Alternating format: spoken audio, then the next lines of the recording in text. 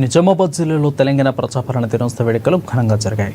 అతిథి కార్యక్రమానికి ముఖ్య అతిథిగా సీఎం సలహాదారుడు వేం నరేందర్ రెడ్డి సమీకృత కలెక్టర్ కార్యాలయంలో జాతీయ జెండాను ఎగురవేసి వేడుకలను ప్రారంభించారు.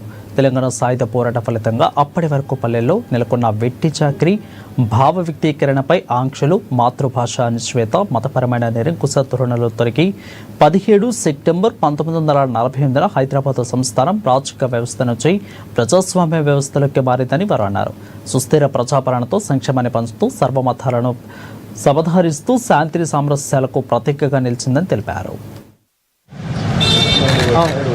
తెలంగాణ సాయుధ పోరాట ఫలితంగా అప్పటి వరకు పల్లెల్లో నెలకొన్న వెట్టి చాకిరీ, భావ వ్యక్తీకరణపై ఉన్న ఆంక్షలు, మాతృభాష అణచివేత, మతపరమైన నిరంకుశ ధోరణులు తొలగి సెప్టెంబర్ 17, 1948 హైదరాబాద్ సంస్థానం రాచరిక వ్యవస్థ నుండి ప్రజాస్వామ్య వ్యవస్థలోకి మారింది.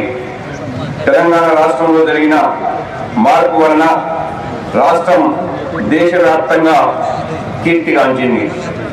సుస్థిర ప్రజాపాలనతో సంక్షేమాన్ని పంచుతూ సర్వ మతాలను సమాహరిస్తూ శాంతి సామరస్యాలకు ప్రతీకగా నిలిచింది.